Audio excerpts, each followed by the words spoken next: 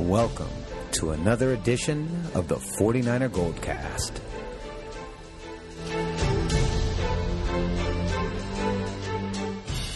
San Francisco, are you ready?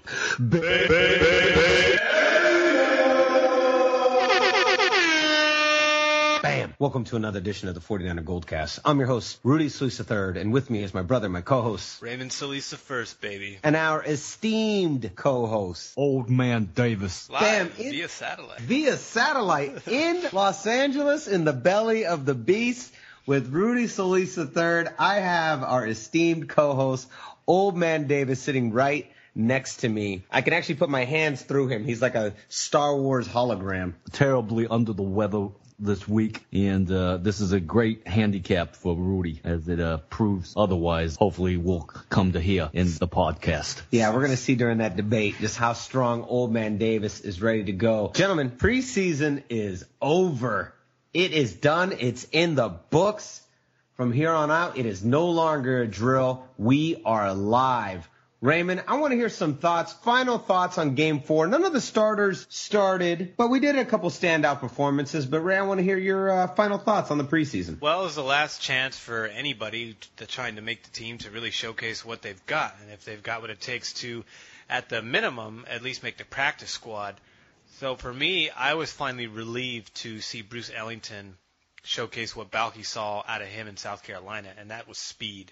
Speed, indeed. And that little slant play over the middle early on in the first quarter that turned into a 70-yard touchdown reception, a Jerry Rice special, by the way. DeAndrew White, an undrafted rookie out of Alabama, was my favorite player this game. And that's because it's a lot of potential from this kid. I saw two underthrown balls from Dylan Thompson, who also played well, where White made athletic adjustments to make those catches and had a 36-yard punt return to boot. Speaking of returns, Jarryd Hayne, of course, solidified his roster spot with his return skills, his catching skills, as if it was in question. He also looked great coming out of the backfield. Eric Armstead, while admittedly playing second and third units, he looked a lot better technique-wise.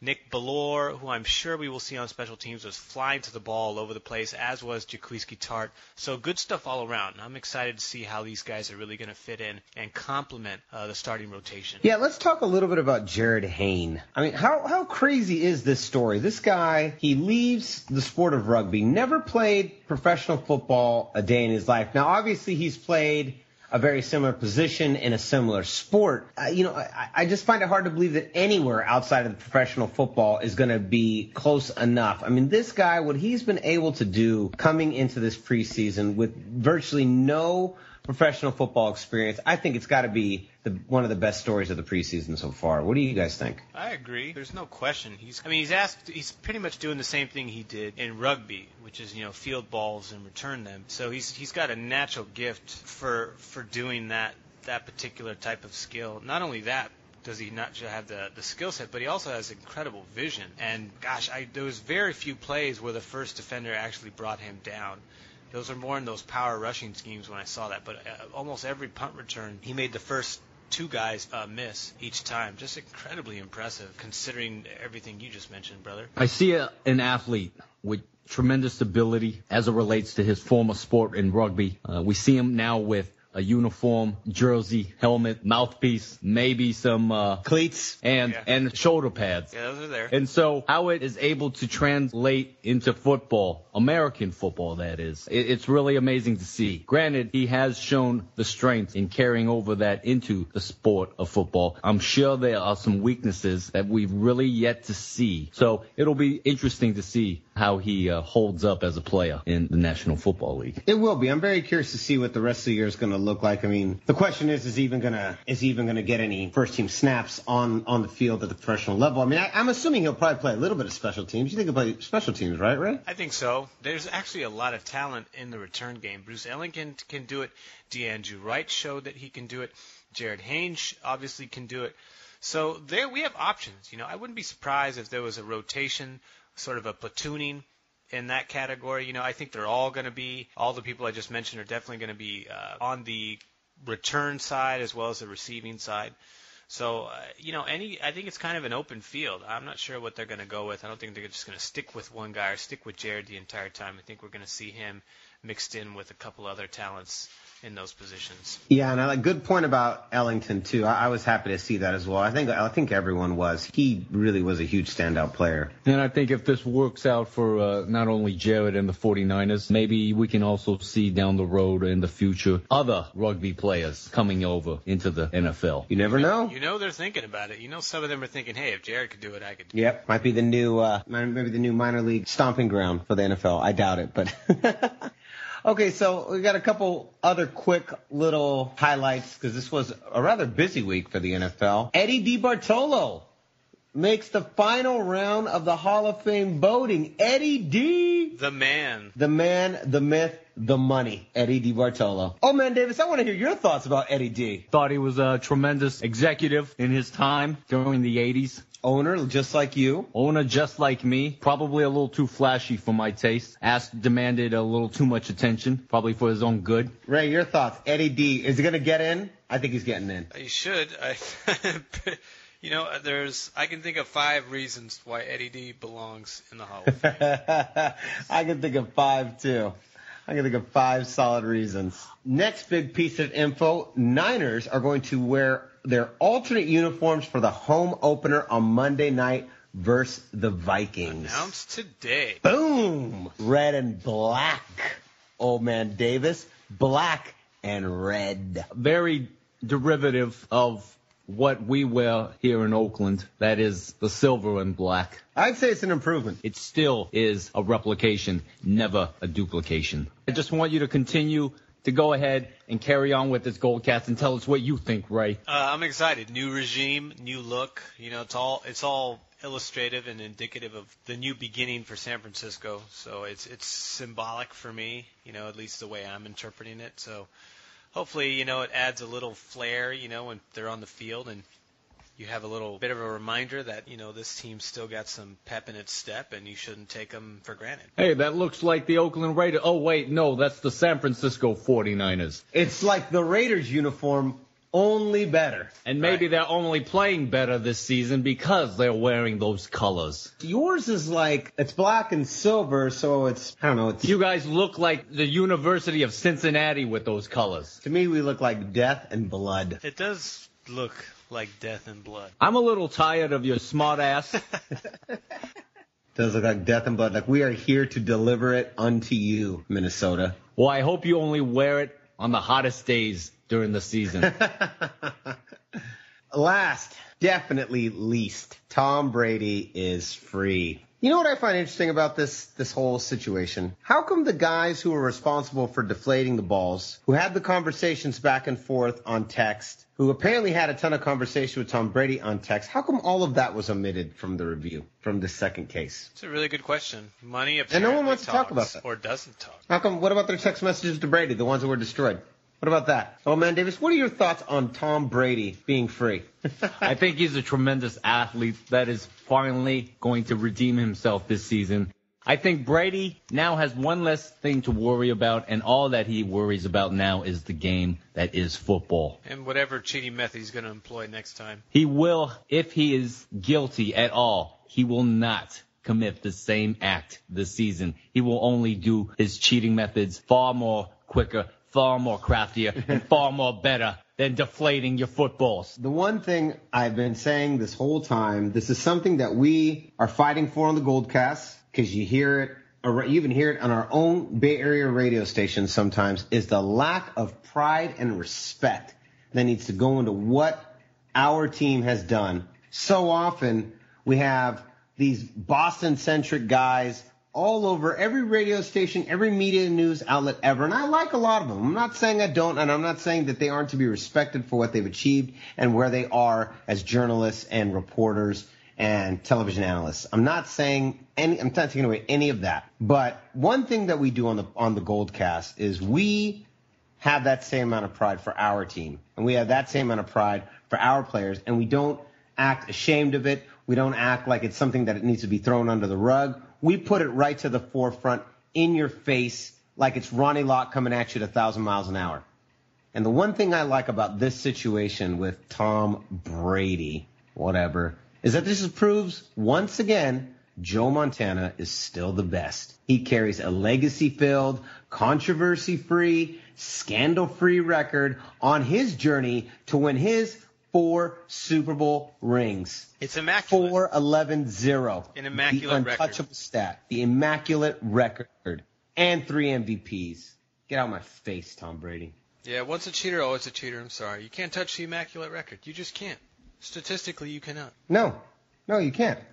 Right, old man Davis? I can't disagree otherwise. I can only just imagine what will Tom Brady do now for the rest of his career that may redeem himself as a alleged cheater, as a innocent cheater. Guilty. As an excused cheater. There you go. That's better. As a player, as a quarterback, as a leader of his team that potentially has more Super Bowls ahead of themselves. They're not winning another one. Just grip it now and get used to it. They are not winning another Super Bowl. You heard it here first on the GoldCast.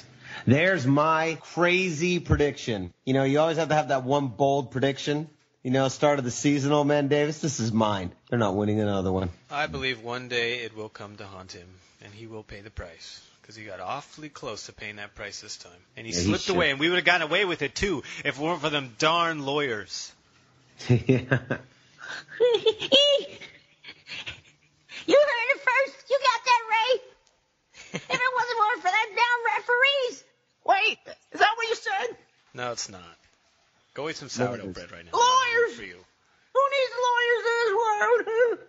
By the way, Levi's makes blue denim. I'll be wearing my black denim on that game against the Minnesota Vikings. We'll be sure to handle you Vikings. You heard? A GoldCast is not complete without at least one interjection from Sourdough Sam. That is my name, Sourdough Sam. We are the only 49er GoldCast that actually has reporting coming directly from the ground floor, from the trenches with Sourdough Sam. And then I've got one more note I want to hit for the record, because this did come up last week. For the record, I do know that the brain is made up of 75 to 80% water. My teasing of Russell Wilson during last week's GoldCast was more about the wording of the statement. I wasn't challenging the fact. And yes, I do know that 75 to 80% of our bodies are also made up of Russell Wilson. I know that's a fact too. Okay, moving on to our final segment of the evening, the 49er GoldCast debate. A couple weeks ago, Old Man Davis and myself argued over who had the best logo. The San Francisco 49ers, or the Oakland Raiders. After a clear victory over Old Man Davis, I'm back to go head-to-head with him once again. This time, we debate which quarterback had the better offseason / preseason. Was it Colin Kaepernick or the upstart Derek Carr? Raymond, can you break down the rules of the GoldCast debate for our listeners? All right, the debate, just like always, we'll have our two co-hosts going head-to-head.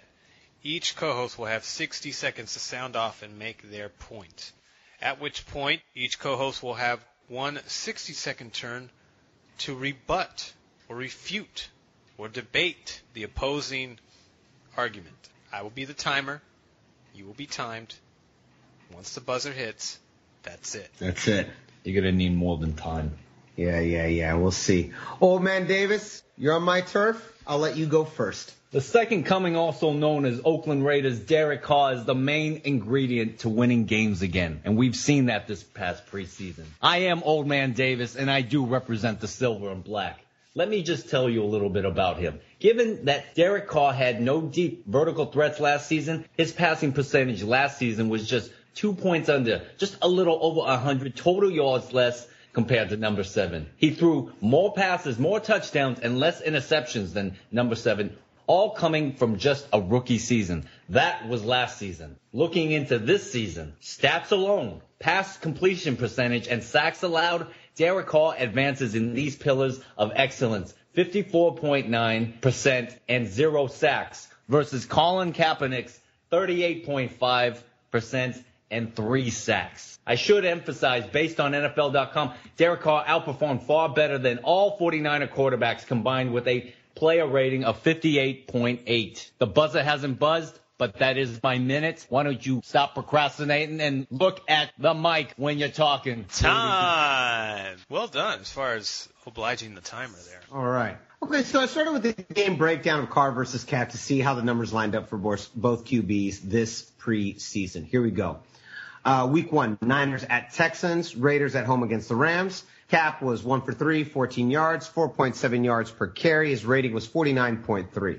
Carr was 6 for 9, 43 yards, 4.8 yards per carry, 1 interception. Rating was 38.0. Kaep, 2 for 5, 13 yards average, 1 sack, 2.6 yards per carry with a rating of 47.9. Carr improved a little better, 4 out of 8, 79 yards, 9.8 yards per carry, rating of 84.4. Week 3, Niners at the Broncos, Cowboys home against the Cardinals. Kaep was 2 for 5, 13 yards, averaged 2.6 yards a carry, rating 47.9. Carr was 18 for 34 with 213 yards, 6.3 yards a carry, rating was 60.1. So, just based on, the preseason basic stats, I'll give you that one, old man Davis. You're right. So far, he's had a better preseason. Tick tock, tick tock. Sure, on the paper, the stats are better for Carr. I can agree to that, but there's so much more than meets the eye. Let's take a look at the damage done by Kaep's legs. In week 3, he was especially aggressive, rushing 3 attempts for a total of 53 yards, averaging 17.7 yards a carry. That's something Carr can never do. Carr did not work out with Kurt Warner to improve his mechanics, but Kaepernick did. Since the preseason only serves as a warm-up and a test of certain areas, how much Kaep has improved will really be seen in the regular season. While Carr was looking at his terrible interception numbers from last season, Kaep shot a movie trailer for the new Madden trailer and killed it, and got paid, and improved his brand identity, and was hilarious. He was spotted clubbing in Seattle, but never had a drop of alcohol. That shows maturity.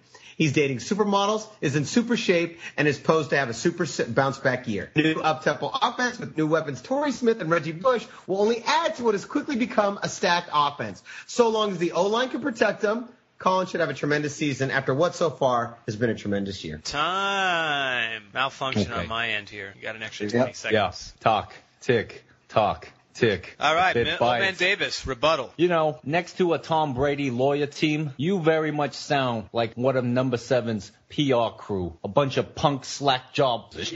Let me just say this. We may have seen all that. I missed out on that. But the fans of San Francisco and all of California that love the 49ers have probably seen that. But this is what I know. The hints of Colin we have seen so far. Fans, yes, you were subjected to inconsistent passing, hurried and anxious decision-making, lack of vision down the field that resulted in that running yardage beyond Derek Carr's expectations and hopes. The only thing he excels at is behind the line running, not passing, and that's what the position of quarterback is. Another point to also make that may prove a fail for him this season. The 49ers offensive line woes have gone for the worst this preseason, and that's uninspiring to believe anything will get better knowing last season total sack ratio comparison between Derek to Colin was 24 to 52 total sack. The Raiders additions of Amari Cooper and Michael Crabtree alone to the receiving squad is much more promising for Derek than Colin's catching duo of Torrey Smith and Anquan Bolden combined. Time. Where's my 20 seconds, Ray? Where is it? There was another malfunction there that played in your favor. Interesting. I was cheated. Interesting you mentioned the sacks there. 52 sacks to 24 sacks, yet Colin still had a better passer rating. Brother, your rebuttal. Boom. It takes two of you to go up against the old man Davis. Even those 52 sacks, he did complete 60% of his passes last year and had ran for a career best 639 yards. You talk about the passing game, and you're right, but you also forget Colin Kaepernick is a much more dynamic quarterback than Derek Carr, and his ability to beat you with his legs is not something that is a bad thing. That's a weapon of his. His read option abilities, his ability to be a threat with his legs, to go outside of the pocket and make plays where other people can't, is what makes him a special quarterback. It makes him dynamic. It makes him unpredictable. And the fact that the 49ers are going to tap into that and use that for this upcoming season as a weapon to find the exploit, as they did in his rookie campaign or his second-year campaign on the way to their sixth Super Bowl appearance, that is what's going to make the difference this year. You look at it as a bad thing. It's not a bad thing. And, in fact, the fact that we didn't exploit it enough last year was part of the problem. Okay. I definitely agree with you on that dynamic. Good. That athletic ability. You should. Okay. But this is where I don't agree with you. That dynamic is not the leadership he has. That Derek Carr outweighs him in that performance. Now we're talking intangibles. All right? We are. And potatoes and tomatoes are vegetables that are totally different. Isn't that right? That's right. Yeah. Okay. It's important to note in the development of quarterbacks, which is why I also like Derek Carr, because his performance and his confidence have shown much more promise this preseason than Colin has provided for his team. Derek is young and talented, and his team believes and supports his efforts. Yet Colin is tenured in talent and has needed the help of a Hall of Fame quarterback in the offseason to help develop skills he lacks, and still there is no sign this past preseason that leads fans, players, teammates, and myself alike to think that he'll be anything more of the quarterback of the future. Madden, you, Ray, and any other 49er fan that has this fantasy of him believing to be the leader for the team. First of all, the debate was not whether or not he had leadership on the field. That's a point of contention. That's something that neither of us can prove, because neither of us, including you, old man Davis, are in the locker anymore. Okay? In between your games, you're at a grave in Oakland waiting for the next GoldCast to come up. That's what you do. Okay? As far as Kaep is concerned, we don't know necessarily what his leadership. You're right, we don't. And you're right. I've already conceded that. Carr so far has had a better preseason. But once again, this is preseason. Take it with as you a grain said of last salt. week. Yeah, that's what you said last week, Ray. A grain of salt. They're not running real schemes out there. They're not running real plays out there. Okay, so the fact that Carr's done this well on ragtag whatever, that's good. Good for Derek Carr. I'm sure his mother is proud. Let's send her a postcard. For Colin Kaep, I'm not that worried. This is now his fourth year, Ray? Right? Fourth year we going in? Yes. Well, he was drafted in 2011. So fourth year going in. Yeah. Face me, look me in the eye, old man Davis. Since you can do that this week. Third year starting. Are you done yet? I wasn't even All sure. right. What would you like to say? What would you like to say, old man I'm Davis? face to face with you now. He's looking at me dead in the eye, Ray. You have not only the support of your monitor screen, but your younger brother, Ray Solis the First. That's right. All these weapons, I got no tricks under my sleeves because I don't have any sleeves. It's true. You got all the weapons in front of you, all the talent to help you out and argue your case. Yep. Yet, I'm not convinced, and neither are the fans of San Francisco, California, and beyond that love not only the 49ers, but the GoldCast. We're not convinced, and I already hear it. It's coming in on the email feeds. I'm reading it. They're not impressed by your argument. In fact, they want to hear more. They want to be inspired by more. They can't be. You know why? Because you're not giving them anything. That number 7 has the ability to, has yet to prove. There's still 17 weeks.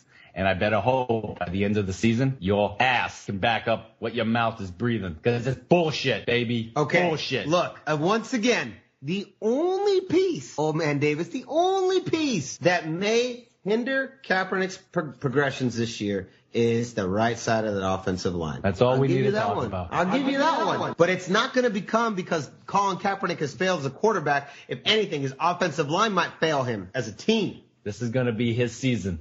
Ray, do you believe this is a make or break for Colin Kaepernick this year? No, because there's so many unknowns with this team right now, new coaching regime.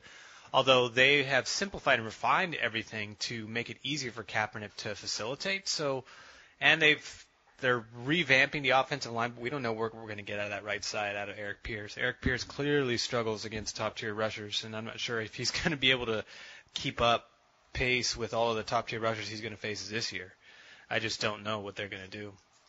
But considering Colin's woes last year, case in point, 52 sacks, he still threw for more yards, had a better average per play, and also had more plays of 20 or plus yards than Derek Carr, all while getting sacked more than twice as much. So I'm willing to bet he's not going to get sacked 52 times this year. And I think despite all the challenges that face San Francisco, he's going to have a better year statistically than Derek Carr. You know what, old man Davis? You know what? Let's do a friendly wager. Let's put some money on this. All right, I got $3,000 on it. That's some money. Let's put like just $20. $20. We have to go on the GoldCast at the end of the year. You got all you fans out there. You guys have heard of FanDuel, right? Well, this is GoldCast Duel. Yeah, this is Gold Duel. I'll do you better, and you better up the money and agree to this one. All right. $49.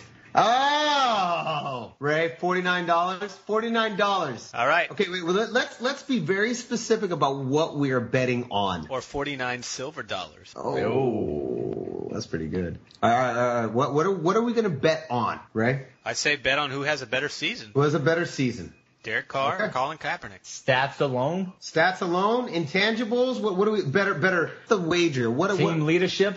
Yeah, team leadership, because only Old Man Davis can count that, apparently. Not everything is subjected to numbers. What do you think? That's a pretty good barometer in this case, since we're trying to see who's going to perform better.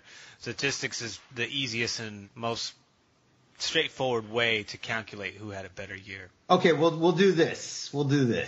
I'm saying we'll use stats as the number one. We'll bring in intangibles, and then we'll bring in what team won the most games or lost more games. All right, so we'll use those three things to create this. So your team might win more games, but your stats suck so bad that we go, well, his stats suck so bad. Or, off the field issues, Derek Carr's, partying with Alden Smith in San Jose, and then bam, we go, okay, well then there's that. Why don't we call it break even if that ends up being the case? If Derek Carr parties with Alden Smith, it's an automatic wash. If Derek Carr parties with Alden Smith and gets caught, automatically the bet's off for everybody. Best record and individual stats. Best record and individual performance. If one is better than the other, that's a break even. If both end up being for any particular player, automatic win.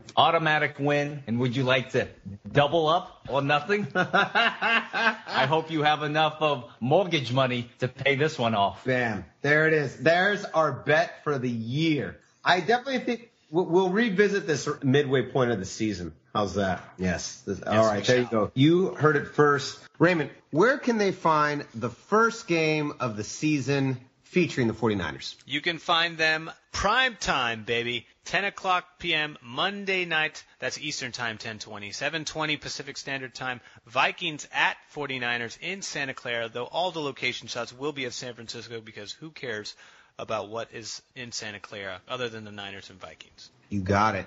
And since we are now going back into the regular season, let's go over that money, That green. that cream, That moolah. the cabbage, Celery. Silver dollars. Spinach. asparagus, Broccoli. Oregano. lettuce, Basil. Kale. Ugh. Green beans. All right. So, gentlemen, the San Francisco 49ers are 2.5 point favorites over the Minnesota Vikings. Do you take that bet? Oh, man, Davis, we're going to start with you. I don't take that bet. I'm going to go with an You're going to 0-1. score more. Okay. I like your attitude. It's not about a win or loss when it comes to this, but I will already predict an 0-1 record for the San Francisco 49ers.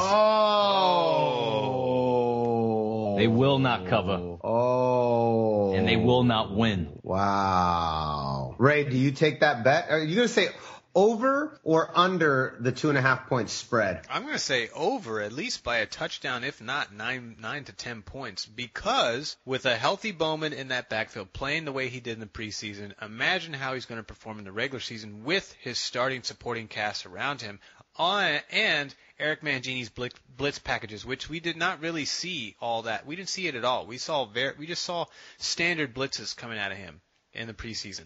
They're going to have much more complicated, much more disguised blitzes, and Bowman loves to blitz because he's the fastest player on that defense. And so I expect a lot of things to come out of the defense, particularly with the pass rush, as well as some shining spots with a healthy Tremaine Brock, as well as a very, very, very stout running offense on the other side of the ball from the Niners. And don't forget, this is going to be the sophomore season for Terry Bridgewater, and I don't necessarily think he's going to be completely primed to go against that kind of a defense. No, you know what they say, the sophomore slump.